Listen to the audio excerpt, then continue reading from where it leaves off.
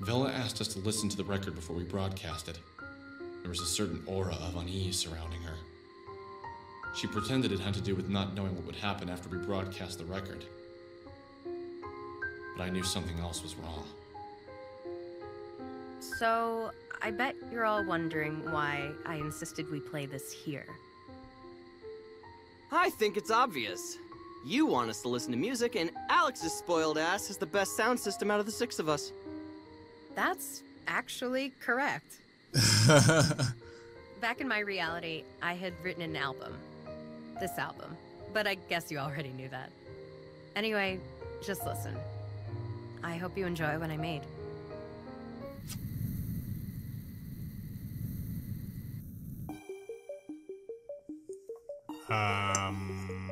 What?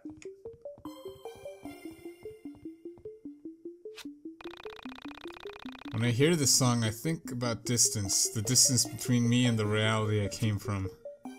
I talk to Alex? Ginger Sage.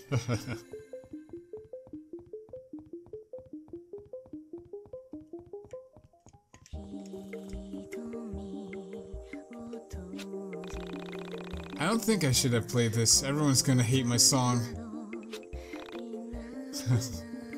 Is the Ginger Sage just going to laugh the whole time? The guy who I wrote this for, I wonder what he's up to.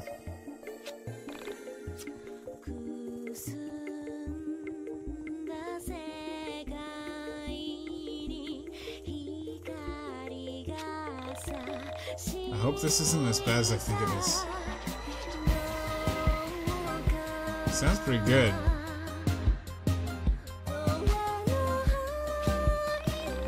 Can you hear my heart? It's calling.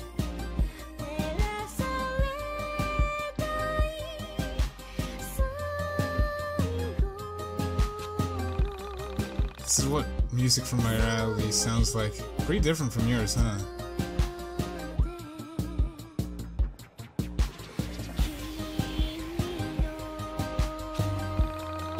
Do you think I'll ever feel the way I felt when I wrote this song?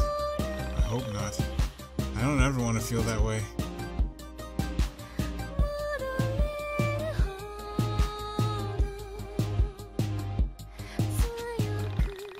It's so embarrassing hearing myself sing like this. Ha ha ha ha ha ha.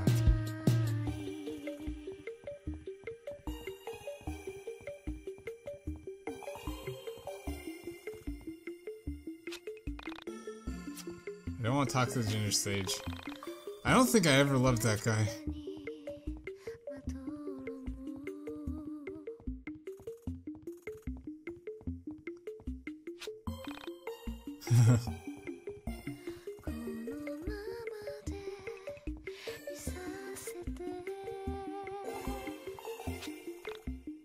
There are more Velas here than there are Final Fantasy games. Whose eyes are those? Which of me is your favorite? I think you're my favorite. You. Have we met before in a different reality?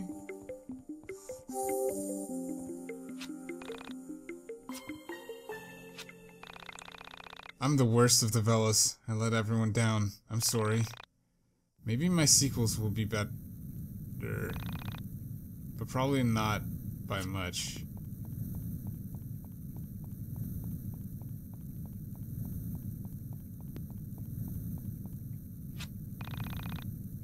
Have you spoken to all of us? If you get bored of talking to us, maybe you can just listen to my music. Or plug your ears. It's pretty bad.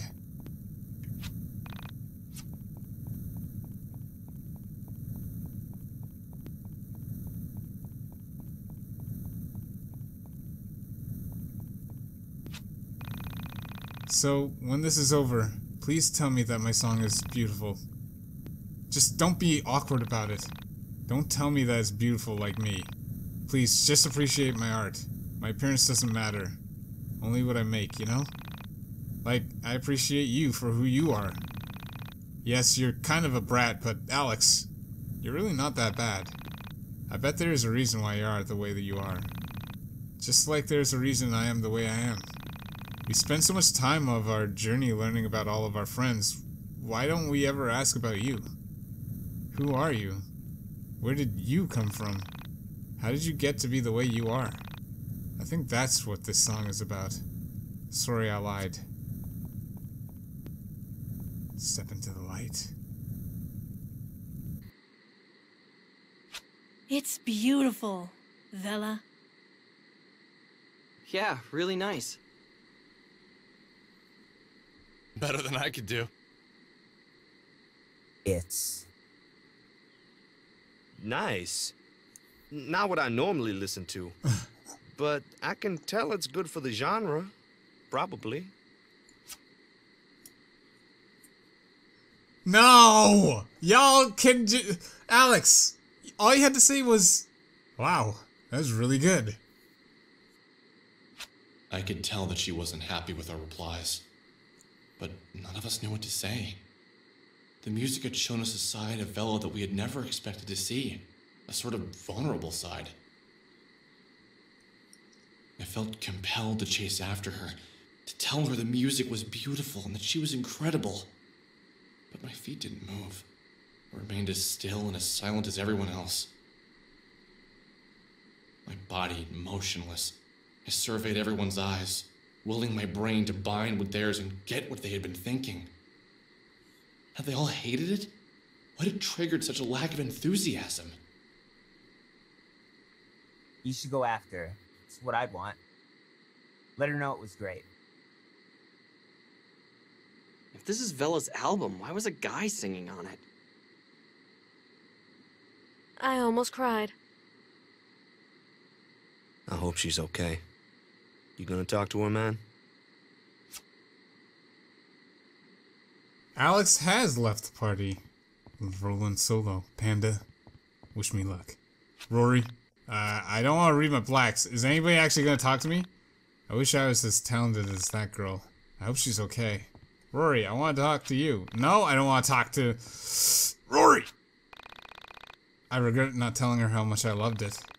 Why don't you go make it right for us? You could use a win with her. That was really good. You should go talk to her. I think we weren't enthusiastic enough. That was pretty good. Had a good beat and you could dance to it. Go get her, champ. I need to save. Mom's asleep. Oh, Christ! Can I not do this right now? I don't need this in my life right now. Where's Vela? I want to save. Hey man, sorry I haven't called lately. Can't deal with this now. Oh yeah, sorry. Anyway, she's at the playground. Go get her, Tiger. Who's that? I'm gonna save right here. Yes, save. Call again anytime. And let's go and talk to her real quick. And then we'll... wait, what? What the hell's going on? How's it fall already?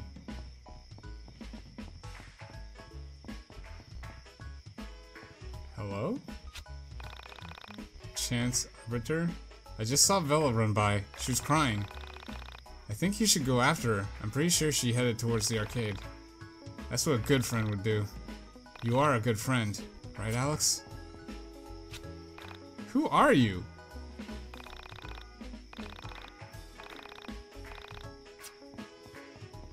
Why does it fall all of a sudden?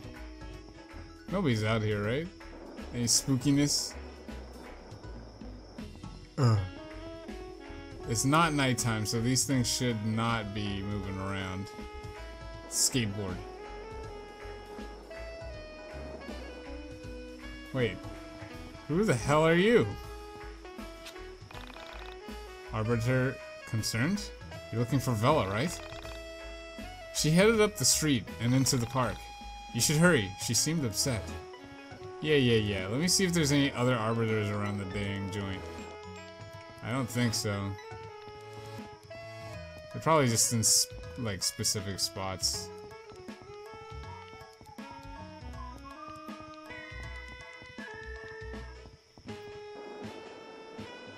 So, this nice-ass skateboard to get me around where I need to go. There she is. And the creepy guy in the park. Hey, can you give us a second, please? Hey, Bella. I want to tell you the rest of my story. How I came to be in this reality with you. But I want you to promise not to judge me.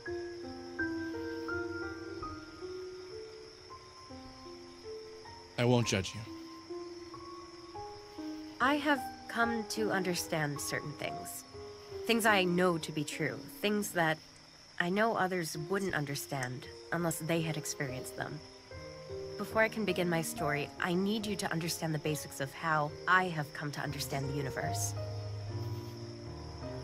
The link between our bodies and physical space is strong, but it is nothing compared to the link between our minds and physical space. Our bodies exist as a visual representation of our minds. They are nothing more. Every mind has the capability of transcending physical form. Many do, even if they don't realize it. The very nature of physical reality is very unphysical. Humans have evolved to ignore the complexities and realities of the universe by using physical form to protect them from the harshness of existence. The very nature of being is to be in pain, is to long for and to be unfulfilled. To cope, we developed corporeal form. The use of physical form is not unlike leaving the light off at all times, obstructing the undesirables in the room. Do you understand what I'm saying so far? More or less. Please, continue. When I entered your reality, I was a much different person than I am now. My reality was much worse than this one. I was a girl who was entirely lost.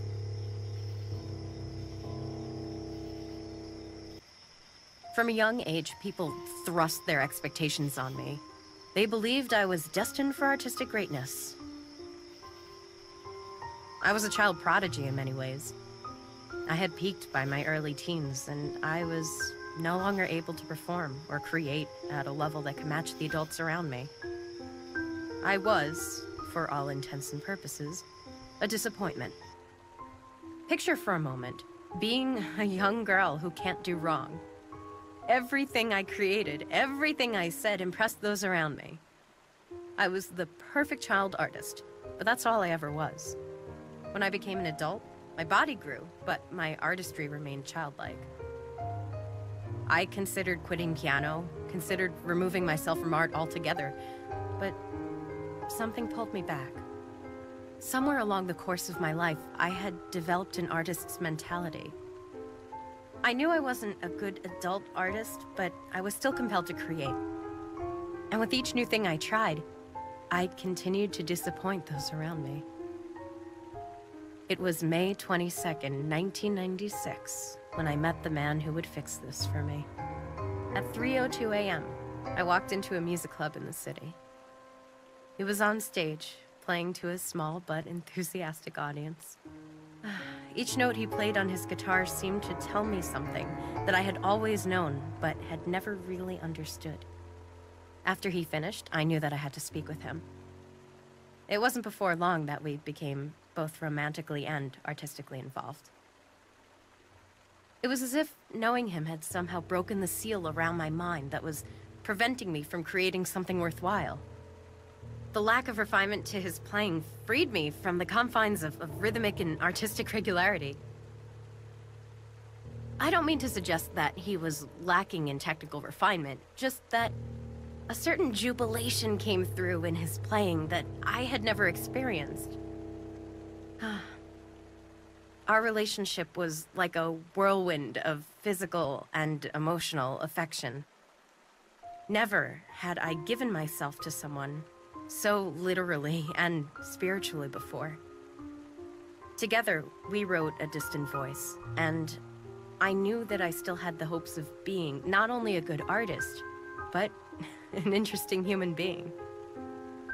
Something terrible happened on May 22nd of 1997.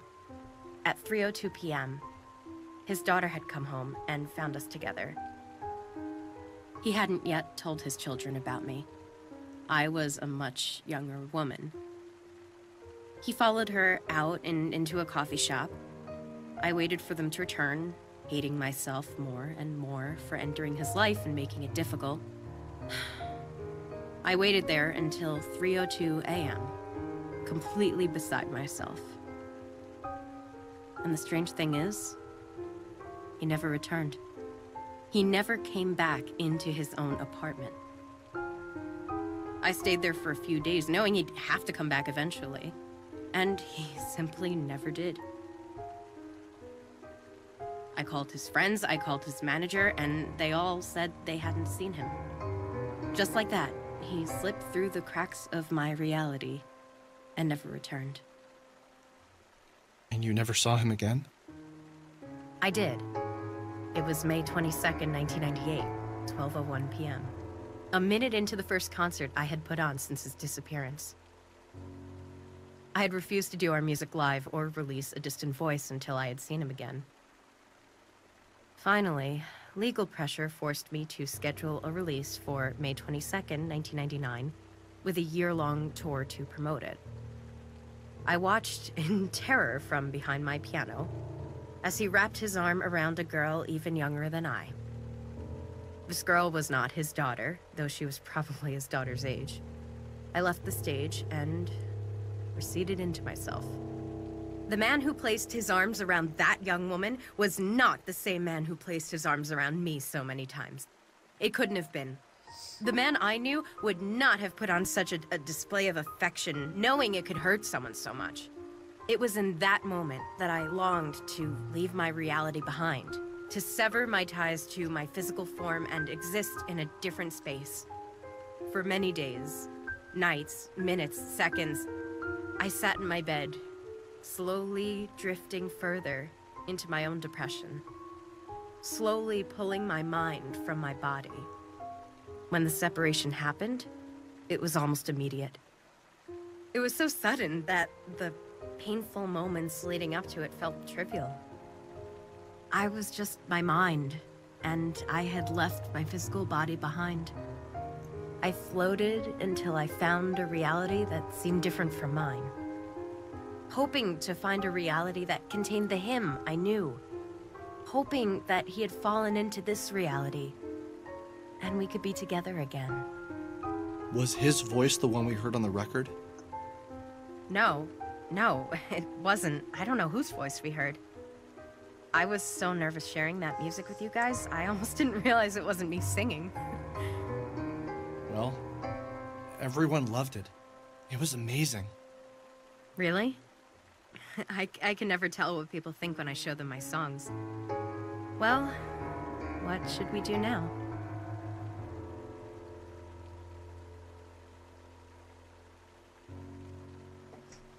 This is trouble. This is not trouble. I want to do this. But we're not that close, right? I don't really see her that way. If it was me. We should play this record for everyone to hear.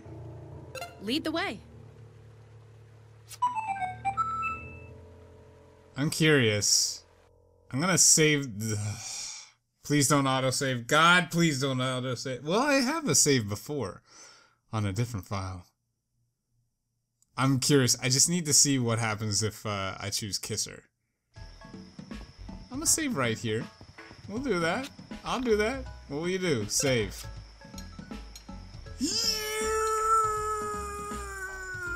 I can't remember why I didn't... Why I saved... whatever. I can't remember why I saved here. Let's do that.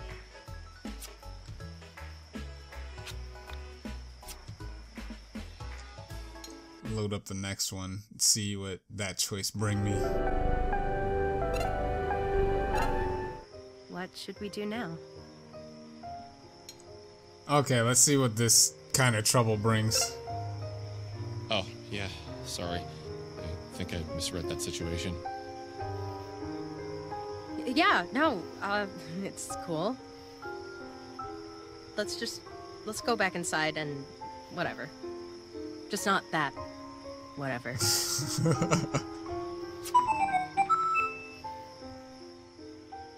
Awkward. See? My first choice was the right choice. You gotta read the situation. They're just good friends. You don't need to make everybody become a couple or whatever. Right? Now, with that done, I think it's time for... Oh. You stats order. Oh, this is how you reorder them from the dang screen. I'm an idiot. Anyway. Thank you, everybody. Thank you for joining me. I hope you all enjoyed this. And I'll be back again with some more Y2K.